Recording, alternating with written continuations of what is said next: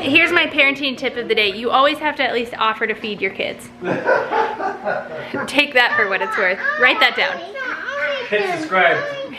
For more parenting tips.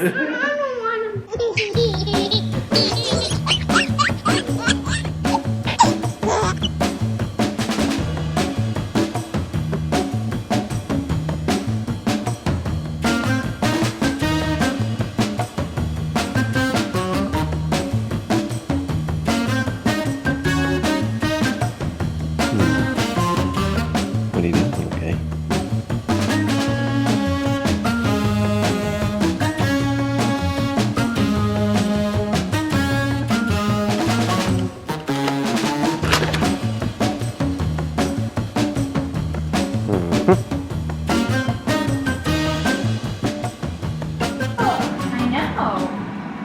Welcome back to the Brad Rach vlog. Got some waffle fries going and some salmon smoking on the smoker. And so it's still Spending Freeze February, which I'm pretty proud of you, honey. You're doing a great job. Thank you. But we had some Amazon reward points.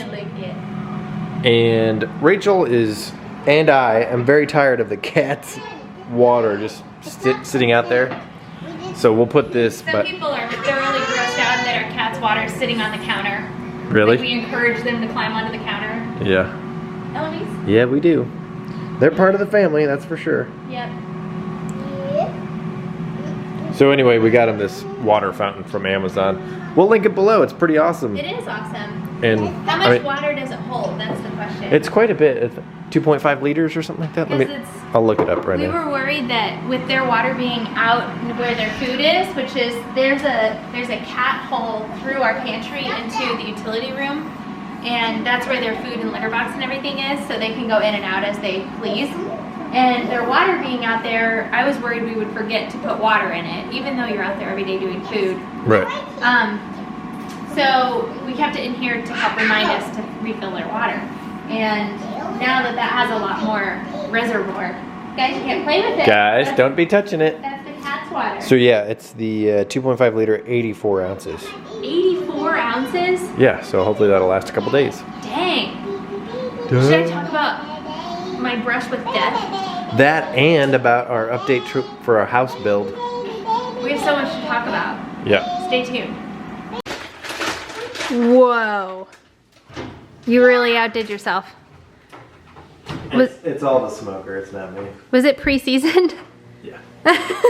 It's like a bourbon glaze. Oh, I'm still impressed. Yeah. Now to see if the kids are gonna eat it. I'm letting it cool. They love salmon. Yeah, they usually are pretty good about eating salmon. We'll see. Lately it's been hard to predict. Oh yeah, I still have this bow in my hair. I put Eloise's bow in my hair because she wanted me to have it on. Mom life. It's really hard to predict if the kids are gonna eat 4 times the amount that you would normally put on their plate, or like 1 bite, if that, and be done. And it's usually the opposite of what I'd think. Like if they ate a ton for snack, sometimes we'll be like, should we even serve them dinner, because they'll eat a bunch for a really late snack, and then they'll eat more than we've ever seen them eat. And it's like, it just never, you never know. So you always have to offer. Here's my parenting tip of the day. You always have to at least offer to feed your kids. Take that for what it's worth. Write that down. Hit subscribe. For more parenting tips. You want a lot of salmon? See, look at them. So I got home and... You want more waffle fries too, buddy? Brad got home first, and so he talked to Carrie, who's with them when we work. She's our nanny. Apparently, Carrie said that they had a huge snack, and so I'm holding Eloise, and Brad had just got, no joke, we go through probably 30 bananas a week, and I would say that's conservative. So yes. Eloise was pointing at a banana, and she was going, Eloise, say banana. Say banana. See? So she was pointing at it, saying that, and I'm like, you want a banana? I bet you had a good snack. And so I peeled one for her, and she ate the entire thing. And like, they're not little bananas, they're the really big bananas. And Lyndle saw Eloise eating a banana and wanted one, so I peeled one for her, and she ate the entire banana. And so I told Brad, I'm like, you should probably offer Bear a banana, because he's probably really hungry too. and he didn't, but he just ate an orange, a strawberry, some apple, and now is wolfing down his dinner. This was a really long clip telling you guys exactly every morsel of food that our kids just ate. So just like basically the rest of the United States, especially Texas, it got really freezing cold. The lake here, which is giant and hardly ever totally froze over. And so there's a lot of dock damage and a lot of boats are damaged. And unfortunately our neighbors, well, and to throw into the mix, so Ameren is the power company and they're in charge of the lake level because there is a dam and the dam produces electricity. So they've lowered it, and so a lot of the docks are sitting on the ground, and unfortunately this dock and the boat are sitting on the ground. Yes, you can. So that's not good news when your giant cruiser is sitting on the ground. This lady's walking everywhere. Can you walk over here without the wagon? You know you can. You know you can. Can you walk? No. It might be a little warm. What do you see? It's really ironic that like 1 week ago, I think on this vlog, I was saying I don't know how I would handle driving on ice. Yeah. Isn't that crazy? It is crazy.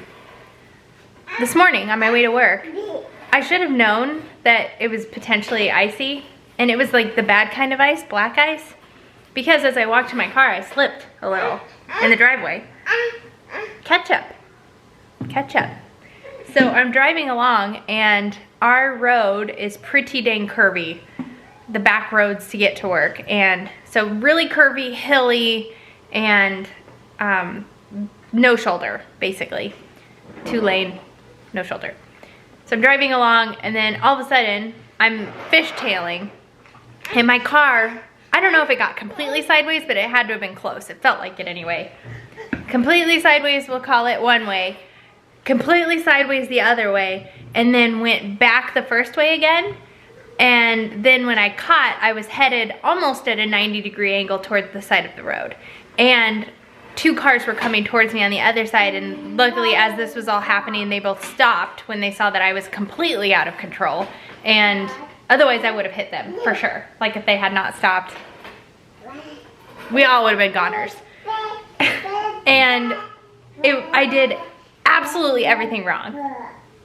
Totally wrong. Totally the opposite of what I was supposed to do. I slammed on my brakes, and I was swinging the wheel like the opposite direction of whatever way I was fishtailing. So that, and when I did pull out of it, I was taking a hard right. So it wasn't good. But luckily I stopped. I stopped before I went into the ditch, which was lucky because that would have been a big mess trying to get my car out. Eloise, I mean, come over here, honey.